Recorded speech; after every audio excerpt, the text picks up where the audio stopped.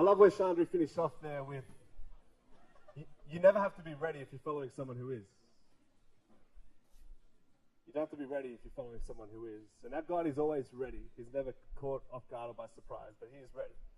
And he's actually ready for what's to come next week for you. And you might be sitting here thinking, man, I don't know what's going to take place when I leave this place tomorrow. But he's like, no, I've got it sorted. Because actually, no, I know exactly what's to come. And we can find rest and peace in that, hey, that he's gone before us. I thought we're talking about the whole thought of us actually never being really ready, but in a sense we are ready. It's kind of confusing, hey? Actually, we'll never be ready enough, but God just requires a yes. He's like, no, just say yes and step out and I'll make you ready for what's to come. And so, you know, in reflecting and thinking on this, I'm like, actually, that's the story of my life, because I've never been ready. I've never been ready for what God has planned or had in mind for me, and that's my life all over. I remember, just like a lot of you guys, I went to, it wasn't called DAC back then, it was called JMC. Is there any JMCites? Represent? Super. He's been here since the beginning, I think. And junior music camp, he's like, God, that's cool. Like, I'll shut up. Anyway, I used to come to junior music camp. I came from year 7 all the way to, I was going to say through to year 6, but that would be weird. From year 7 all the way through to year 12, and I was here every year and had loads of fun with my mates and that. And I've actually been to some of the staff meetings and they've been talking about some of the bad stuff that's been going on. I've been sitting there like just keeping my mouth shut because I'm like, that's nothing compared to what we used to do. And I'm like, oh man. I'm going to tell you, my life really was, I was a massive bully really growing up in high school. And I kind of got my self-worth and my identity out of putting other people down so I'd boost myself up. And that was really my life. And really it came from a place of, you know what, in year 7, I came to a GAC and at a music camp, and as I went home from that, I was actually really compelled to actually share Jesus with my mates. And it wasn't very radical. I didn't start a new ministry in my school, or I didn't go out there and start a youth group. I just felt God say, you know what, Matt, just go talk to my mate Matt. His name was Matt as well, Matt Haynes, and he's like, just go tell him about, you know, the fact that you go to youth and you're connected with the Salvos, you go to church. And I'm like, yeah, okay, I guess I can do that. And so I was freaking out, to be honest, and I was trying to work myself up, and I'm like, the whole thought of like, God, I'm not ready for this. God, I'm not equipped for this. I'm only in year 7, God. I'm only 12, and I'm a bit of a stuff-up. I'm a bit of a loser, and I like to put other people down. And he's like, go do it. And I'm like, I'll do it. So I stepped out and did it, and all I got back was really just laughed at in the face. And I remember at that point, I was like, God, stuff this. I'm never going back there again. The one time I actually stepped out, and I didn't feel ready, I stepped out, I actually felt like it failed, hey. The person that I felt I had to go share Jesus with, it didn't work how I thought it was going to work, and so I gave up. And so from year 7 all the way through to year 11, I lived a life that was completely the opposite to that. And you see, I was kind of living this whole double life of like, you know, at school during the day and that, I was this whole different person. I'd love to swear, like I knew every swear word under the sun. And I loved to push other people around, I loved to bully and pull other people down. And then on Sundays, I was kind of like that as well. But I was a bit more tame and pretending like, yeah, I know Jesus. He's all cool and rad and stuff. And yeah, hallelujah, woo. And that was my life from year 7 through to year 11. But throughout all that time, I actually knew that, hey, God had a significant calling on my life. And I knew in all that time that, yeah, he had great plans and a great future and a great destiny. Oh, Jeremiah 29:11, for I know the plans I have for you, says the Lord. The plans for good and not for evil. And I knew all that stuff, yet I wanted to run from it, hey. I wanted to run from it because the one time I tried, I failed. I wanted to run from it because I thought, no, I'm not actually ready or equipped to do that. The thing I came to know in year 11 when I encountered Jesus and it radically changed my life was the fact that I'm never going to be ready and I'm never going to be good enough. But I can rest in the fact that God is good enough for me and that he is ready enough for me. And I can rest in that and I can step into that and accept that for my life. Life began to continue and it came to the end of year 12 and I had no idea what I was going to do with my life. And a job opportunity came up with the Salvos to kind of help with some admin stuff. And there was 2 jobs that came up in 2 separate divisions. And I'm like, I don't know which one, but that one sounds like it's heaps of fun. Claire Hill worked there and a few other cool people. So I'm like, yeah, sounds cool. And I stepped into that and not being ready at all. And they're giving me all these big responsibilities. And I was like, flip, like they're trusting like a little 17, 18-year-old punk with some of this stuff. And like love that conference and some big stuff like that. And I never felt ready or equipped for that. But see, in all of that, people around me believed me and said, no, you might not think you're ready, but you're ready. And they would encourage me in that. And I've never felt that for myself, but I felt in those moments, God just saying, just say yes, mate, just step into it. You might not feel equipped, you might not feel old enough for it, but just say yes. And that role turned into another role that influenced young people across Western Sydney and the Greater West Division. And I was 18 trying to tell youth leaders who are 30 how to do youth ministry. And I'm like, that sounds ridiculous, right? And you know what? In some ways, maybe it was ridiculous, but I know that God was in that, hey. And now I look back and see that, God may have used some small parts of that to see his kingdom advanced. And I never felt ready. The story of my life was really, Matt, you're too young to do what you're doing. You're too young. In that role there. And from there, I became the youth pastor at Auburn Salvos. And, represent. One youth. Stick it up for the boys. And I remember becoming the youth pastor there at a young age of, I think I would have been 18 or something, and had guys who were older than me. And I remember for ages, hey. I remember when God called me to step into that ministry, and I felt, God, I'm so not equipped for this. I've never preached a sermon in my life. I've never actually led a small group. I've never really discipled anyone. I've never actually done the journey with anyone. But I knew that God was saying, just say yes, Matt. And I remember as I stepped into that, God was so faithful. You know what? For the first year or so, I remember week after week going home in tears because I'm like, God, this isn't how I thought this was going to be. And youth ministry wasn't growing like I thought it would. But as year 2 and year 3 and year 4 came on, I saw a faithful God who never gave up on me. And a faithful God who said, actually, Matt, if you actually step out and say yes to what I have planned for you, you might not feel like you're ready, you might not feel like you're equipped, but I just want a yes from you. I just want to hear you say yes and step into the promises that I have for you. And it went on for 4 years. And an opportunity came to move to North Queensland and become the DYS, kind of like a regional youth leader up there. And man, I've got to tell you more than ever before, I didn't feel ready, hey. I didn't feel ready. I didn't feel ready to move into a foreign place where I knew no one. I didn't feel ready to do a job that was far bigger than what I could actually comprehend. And I thought to myself, the whole idea, I'm not an officer, so how could I do that? Or these thoughts of, Matt, you're not ready. You're too young for this. You're only 22, as if you could do this. And these thoughts plagued my mind. The enemy would love to plant this worry and this fear and this doubt that you're not ready, Matt. You can't do it. But the great thing is as I said yes to God and stepped into this unknown, he proved himself faithful. And he provided everything I needed. And his promises were so true to me in all of that season and all that time up there. And his promise for me was that, Matt, in this new season, even though you're stepping into the unknown and you're not really ready, I promise you that never will I leave you, never will I forsake you. And you see, every day I'd have to wake up and hold on to that promise. Because I didn't feel ready myself, but God was ready for me. And as I stepped into that, he proved it time and time again. And almost a year went on from there, and an opportunity came to work with some cool cats here in Sydney with Nate and Shana and Claire on the Moore team. And again, I'm like, God, I'm not ready for that. These guys are well beyond my years and have so much more experience and credibility. I started to play the comparing game and thinking that, you know what, they're far better than me at so much other stuff. How could I fit into that picture? I felt so unready and so not worthy and so not good enough for what God had called me to. But the great thing is, as you trust Jesus, as you step out into the unknown, he makes you ready for what's to come. I love that saying we've heard over and over this week. God doesn't call the equipped, he equips the called. God doesn't call the equipped, but he equips the called. And the story of my life is, so often I felt like I'm too young. I'm not good enough. I don't know the Bible enough. I haven't studied. I've got to say, you know what? I don't know all that much. I'm a really simple guy. And I love the fact that God uses simple people like me, people who are messed up and screwed up and have stuffed up all their life and have a crazy past. He's like, no, Matt, I'm actually going to use you for my good. But all I need is a yes. You might not feel ready. You might feel like a screw up. You might feel like, no, you got nothing to bring to the table. He's like, no, you got heaps to bring to the table. Just trust me with this. Just trust me with this, Matt. Just step out. You might not feel ready, but step out. Just step out and trust me.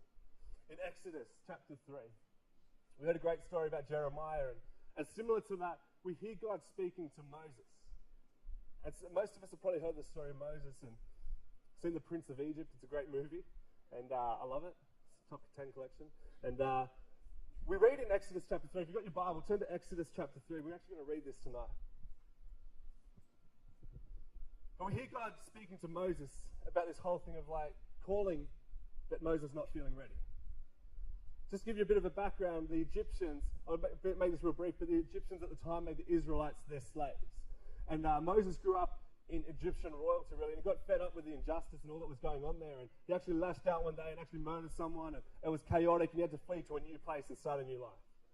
And so we pick up the story here. Moses is kind of in this new place. He's got all that past behind him, and he's in a new place starting a new life over. And we read this here in chapter 3, verse 1 through to verse 12.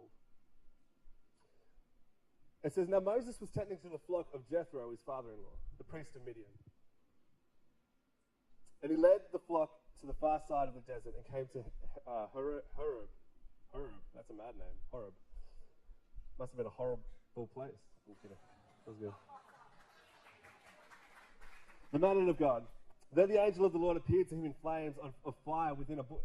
And Moses saw that though the bush was on fire, it did not burn up. So Moses thought, I'll go over there and see this strange sight, why the bush does not burn up. When the Lord saw that he had gone over to look, God called to him from within the bush, Moses, Moses. And Moses said, Here I am. Here I am. Do not come any closer, God said. Take off your sandals, for the place where you are standing is holy ground. Then he said, I am the God of your father, the God of Abraham, the God of Isaac, and the God of Jacob. All this Moses hid his face because he was afraid to look at God. The Lord said, I have indeed seen the misery of my people in Egypt. I have heard them crying out because of their slave drivers, and I am concerned about their suffering. So I've come down to rescue them from the hand of the Egyptians and to bring them up out of the land into a good and spacious land, a land flowing with milk and honey, the home of the Canaanites, Hittites, Amorites, Perizzites, Hivites, Jebusites, and the Moabites. Just kidding. And now the cry of the Israelites has reached me, and I've seen the way the Egyptians are oppressing them.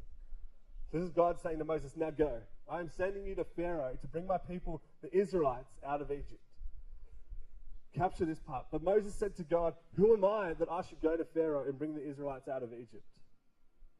Is that a typical response? Who am I, God? And God said, I will be with you. And this will be a sign to you that it is I who have sent you. When you have brought the people out of Egypt, you will worship God on this mountain.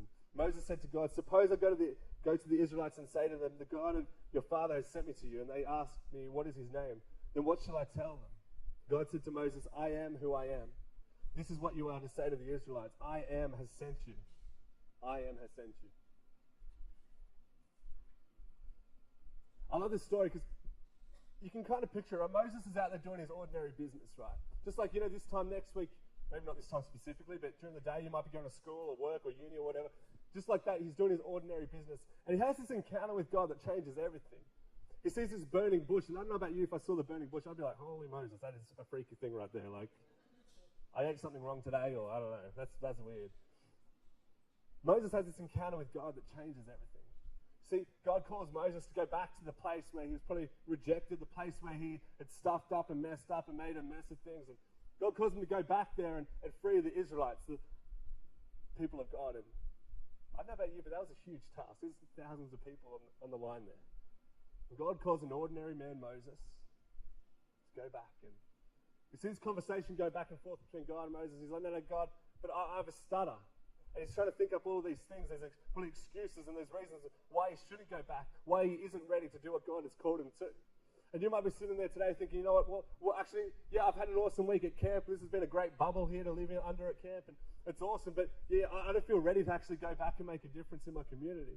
I don't feel equipped enough to actually go back and make change in my school or my home. Or you know what, you might not be, and you're probably not. But I know a God who is. I know a God who's saying, you know what, just step out, just do something. Just do something. Just say yes to me, whatever he's putting on your heart. Rachel on Tuesday morning shared about listening to God. Whatever he's saying to you, just step out and trust him. Just say yes. Just say yes.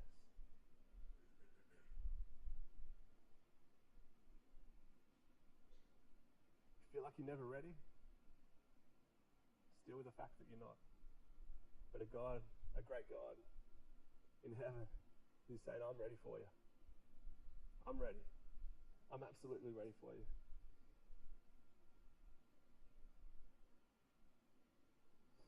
Two things I just pull out of this passage and reading this through, thinking over, is the fact that there's always going to be a better time. This excuse plays over in my mind that there's always going to be a better time, that maybe if I wait a bit longer, I might be able to step out and do that. Maybe if I prepare myself a little bit more, or maybe if I get ready a bit more, and maybe if I go study that thing, I might be able to get to there faster, or maybe God's just saying, hey, just go. Yeah, all that stuff is good stuff and it's good preparation, but maybe he's saying, just go. to step out. I'm going to say, honestly, in my whole life, I feel so inadequate and not equipped and not qualified. You know, I've got to say, my only qualification is the fact that, I passed year 12 and I actually got below the what is it? They didn't even give me my mark, it was that low. That's how good I was at high school. Below 30, that's the one. I'm not bragging about that. I want to encourage you to study at school, and actually, I wish I tried harder.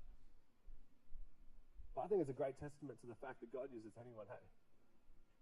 And he takes all walks of life and all of us and uses it for his glory and for his kingdom's sake.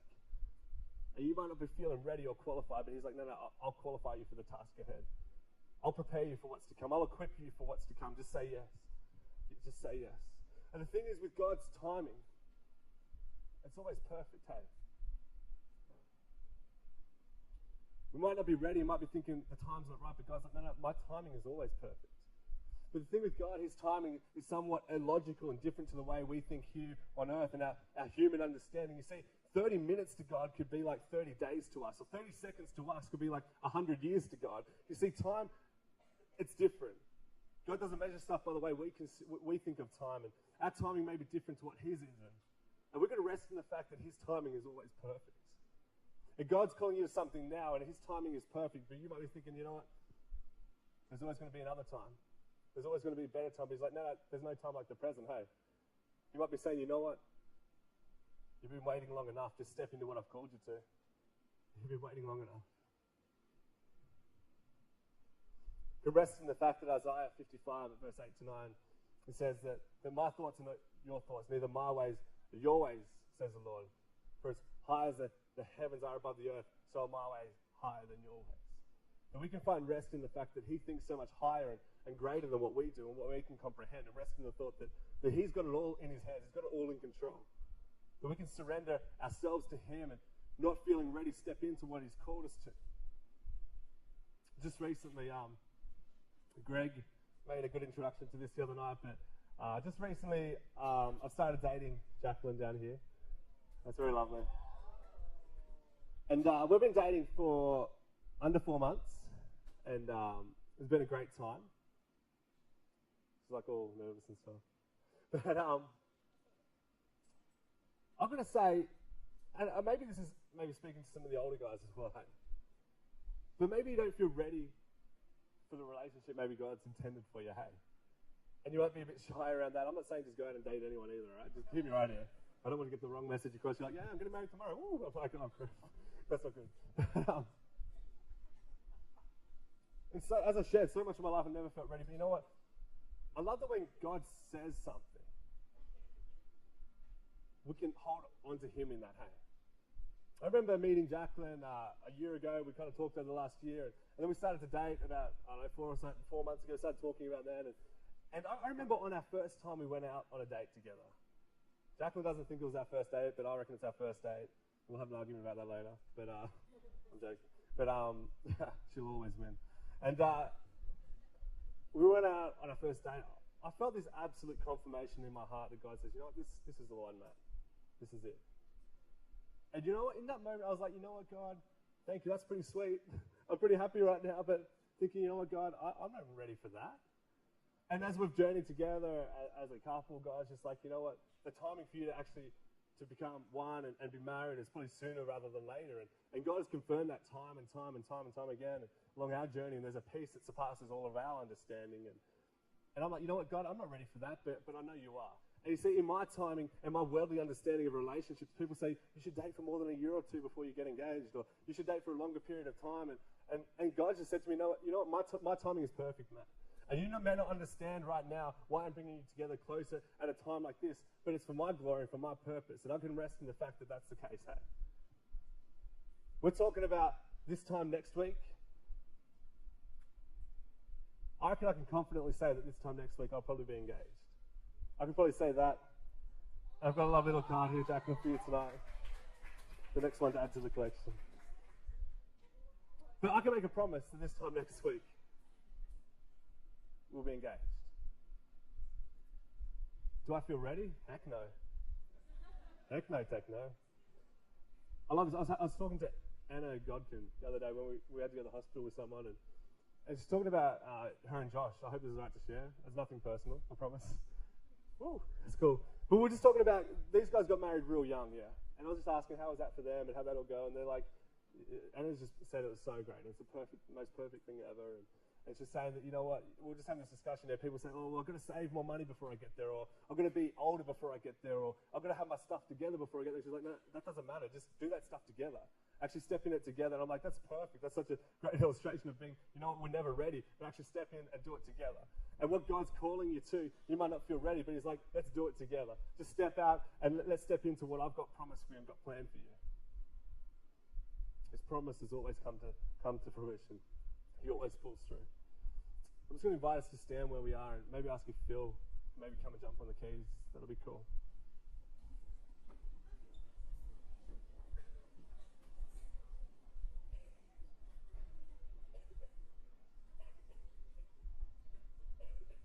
See, our God, he works in a completely different world.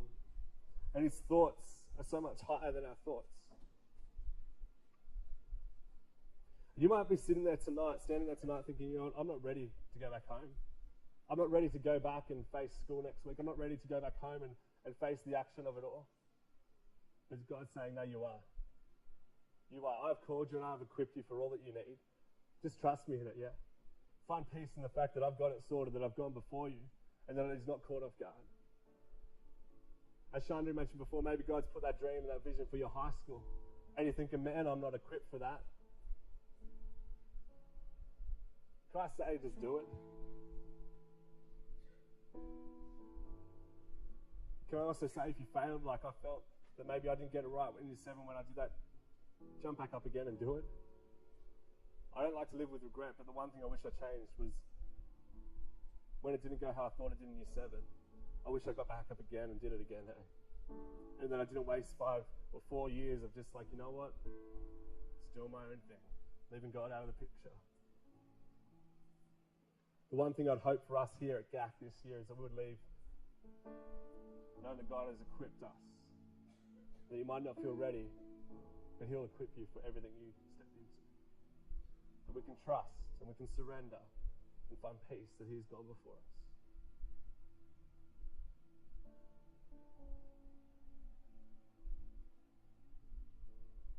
So take a moment and close our eyes where we are. I just want you to picture maybe that thing or that situation God's calling you to, and you're feeling, hey, I don't feel ready for the task that's ahead.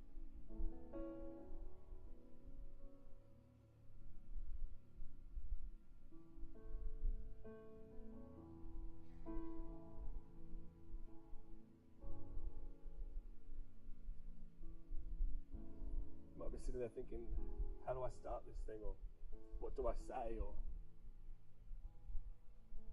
am I going to be alone in this?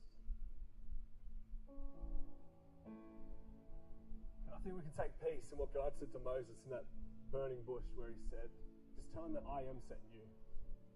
I am Jehovah Jireh, the Lord our provider, the I am, who, the one who was, the one who is, and the one who is to come, our ever faithful God.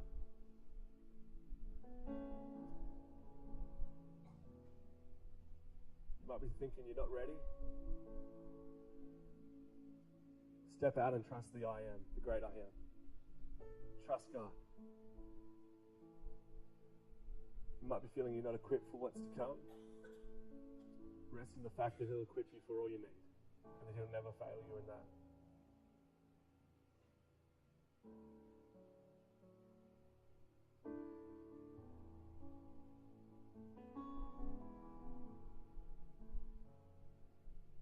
Might ask for something a bit radical tonight, but